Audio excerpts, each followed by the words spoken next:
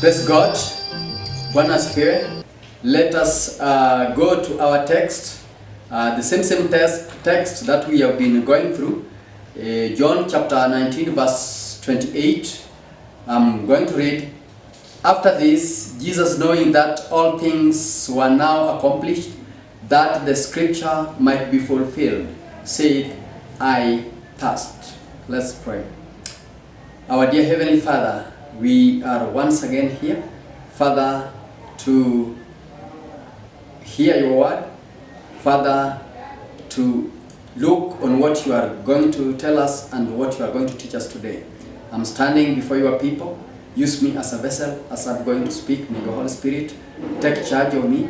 And Father, whatever we are going to learn, let it be beneficial to our daily life. I pray this believing and trusting in the name of Jesus Christ, our Lord. Amen. Okay, I'm going just to pick it from where I left it last time. You can remember we were talking about the word of Jesus Christ, the fifth word, I thirst. We saw in our last sermon the cry of the human one.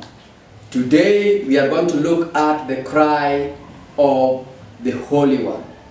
When our Lord Jesus said, I thirst, there was more involved in this word, the fifth word, than his mere physical thirst. I thirst. Because he was desiring to drink water, it was a physical one, but it had a deeper meaning than that. We miss the full meaning of what he said if we interpret his desire to be totally devoid of spiritual content. In his humanity, he did crave refreshment for his body, but as the Holy One, he has a deeper spiritual thirst for the souls of men like you and me. So it was not just a physical thirst, it was also a spiritual thirst, as we are going to see in this sermon as we go on. So in his humanity, he did crave for refreshment for his body, but as the Holy One, he has a deep spiritual thirst for the souls of men. This cry of our Lord reveals just a strange mixture of human and divine, both natures revealed in the word I thirst, the fifth word. Remember, on the cross, he was the God-man, as I said in my last sermon, and never did he lay aside his deity. He did not lay aside his deity. The purpose of God for Christ's incarnation was that he might rescue sinners from hell. He said, as I'm going to read in the book of Matthew chapter 20 verse 28, even as the Son of Man came not to be ministered unto, but to minister and to give his life a ransom for many. A ransom for many. He did not come to be ministered to, but he came to minister unto us. He came to minister unto you. He came to minister unto me. He came to minister unto us. And as the Bible also says, it continues, I came to call sinners to repentance. That is Mark chapter 2 verse 17. In also Luke chapter 19 verse 10, he says, for the Son of Man is come to seek and to save men that which was lost. So his whole life was one glorious movement in which he sought to save men. He was concerned about our spiritual affairs more than our physical affairs. Okay, he was concerned with our physical affairs, and also more importantly, he was so much concerned with our spiritual affairs. As he says, and Jesus, when he came out, saw much people and was moved with compassion toward them, because they were as sheep, not having a shepherd, and he began to teach them many things. That's the book of Mark chapter chapter 6, verse 37. And so he moved steadily on to the cross, ever reaching out in a holy compassion. He was reaching to people. He was reaching to those people who were lost. He was reaching to save people who were poor. He was reaching to the lost sinners. And the cross was his final demonstration on earth, on that compassion. So, when he said, I thirst, that was the last thing he felt, compassion to the people, that you and me might be moved from somewhere to another place. His first two words, if you can remember very well, were words of compassion. Father, forgive them, for they know not what they do. That's Luke chapter 23, verse 34. And then to the dying thief he also said this, today shalt thou be with me in paradise. Both words, Father, forgive them, for they know not what they do. He was reaching to those people who crucified him. He was reaching to those people who molested him, those people who mocked him, those people who put the crown of thorn in his head, those people who whipped him, those people who were mocking him. So he was reaching to those people who crucified him. Father, forgive them, for they know not what they do. So, never has there been a magnificent display of concern and compassion for the welfare of others like this. Many people, they are not concerned with the welfare of other people. Especially when you are in trouble, especially when you are suffering. You are looking just at yourself and crying for just yourself, not looking for others. But Christ, he reached to the people even at the time while he was on the cross. He reached each and everyone. He reached to the sinners. He reached to those people who persecuted him. He reached even to the thief who was dying on the cross. He reached to them. He reached to them. When we look at the book of Mark chapter 6 verse 34, where he said, and Jesus, when he came out, saw much people and was moved with compassion toward them, because they were as sheep not having a shepherd, and he began to teach them many things. So he was reaching to people. He was coming to reach to the people. And remember, in his word where he said, today thou shalt be with me in paradise. The thief the other side, the other thief the other side. And the one acknowledged Jesus Christ, and he accepted Christ. He wanted to take Christ as his personal savior. He was saved on that day. Jesus reached people when he was on the cross. No one like him can do that. No one. You will just keep on crying about yourself, how you are suffering, how what. You will talk about you. You will not be concerned with other people. You will be concerned about yourself. But Christ, at that point, he was concerned with people, even to those people who brought suffering to him. Some unbelieving critics, some of our Lord, Jesus Christ, have concluded that he must be either divine or human.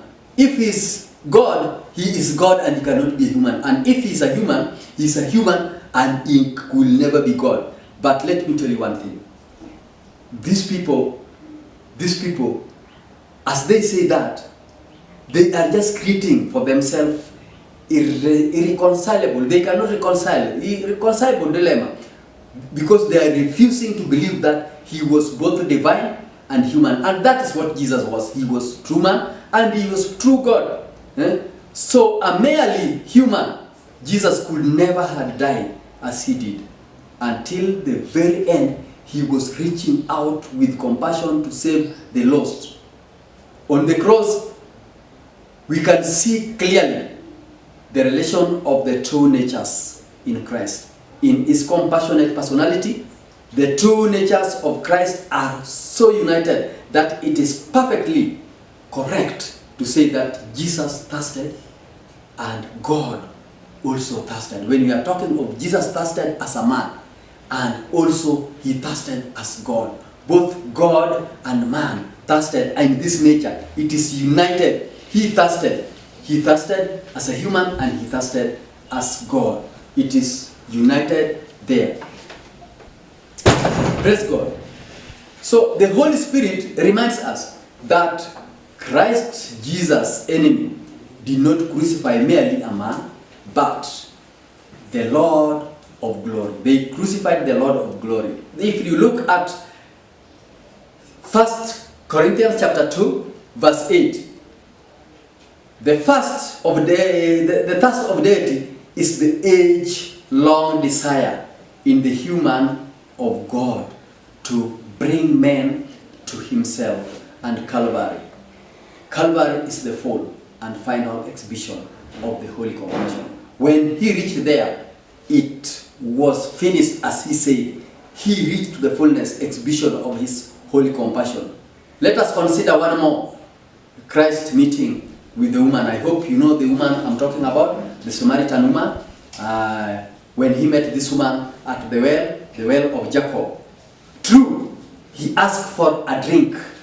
That is water to quench his thirst, his body thirst. After a lot of walking on the dusty, while it was sunshine with his disciple, he felt thirst. So he decided water. That is water that can quench the normal thirst that you feel, the normal thirst that I feel. It is true, it was that. He needed that. If he craved for a drink of a cooling water from these human hands, he craved with greatness desire the salvation of that woman's soul. That is what he craved so much as he was at that well. When they were conversing with the woman, just to hear this, let's read it from the Bible, the conversion. If thou knowest, that's Jesus Christ telling the woman, if thou knowest the gift of God, and know it is that say to thee, give me to drink, thou wouldest have asked of him, and he would have given thee living water. So Jesus Christ was trying to tell the woman that he is the living water, the water that comes from him. She will never feel thirsty again. Yes, he stopped at the well for a drink of water, but it was also that he might give the woman water of life.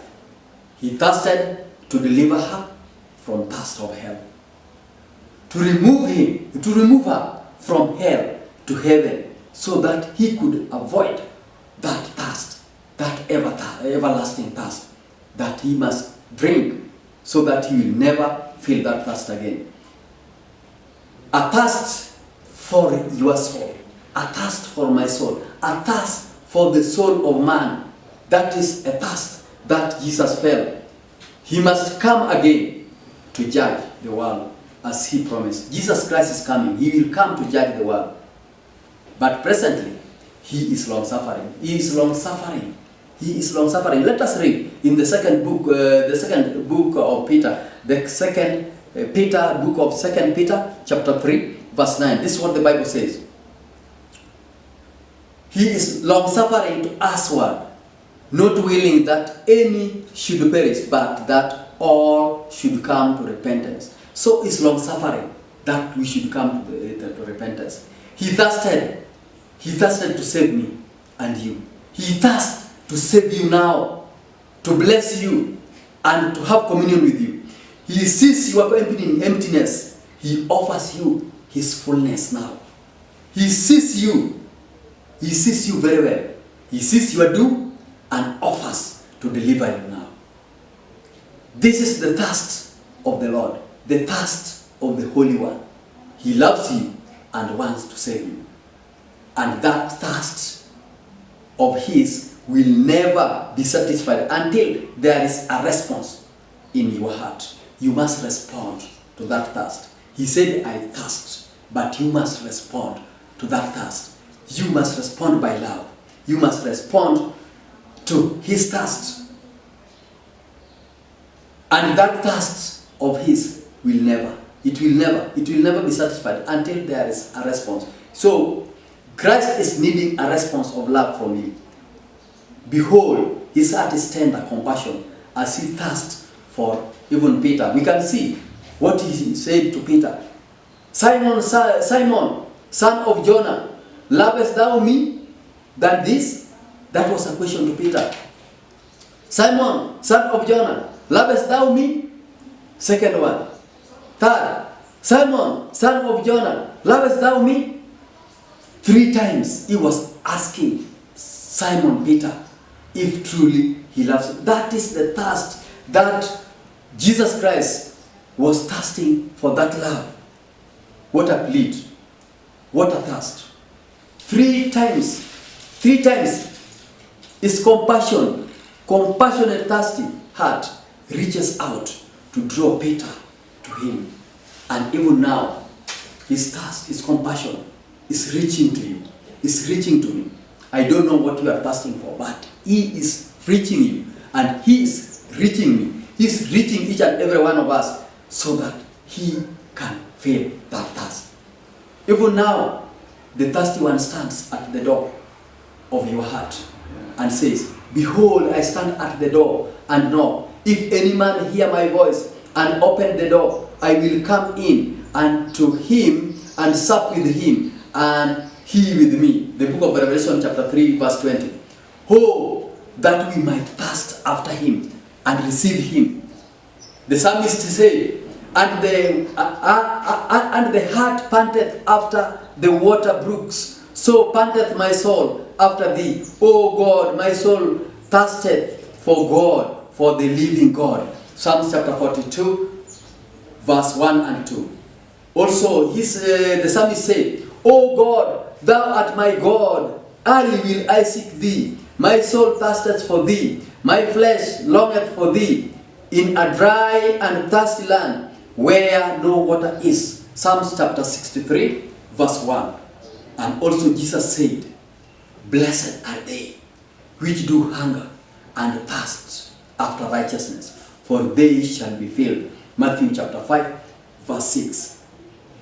That's Jesus telling his people. You can remember the Sermon at the Mount. And he that believeth me shall never thirst. John chapter 6, verse 35.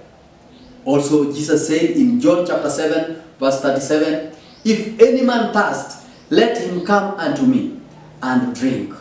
So Jesus is pleading to us. I don't know what you are thirsting for. He is pleading us to come. He thirsts for you. Will you come to him? Are you thirsty for him? Please come now. This is the time you can come. And if you have never received him as your personal Savior, this is the right time you can receive him as your personal Savior. And if you are serious, come, just pray.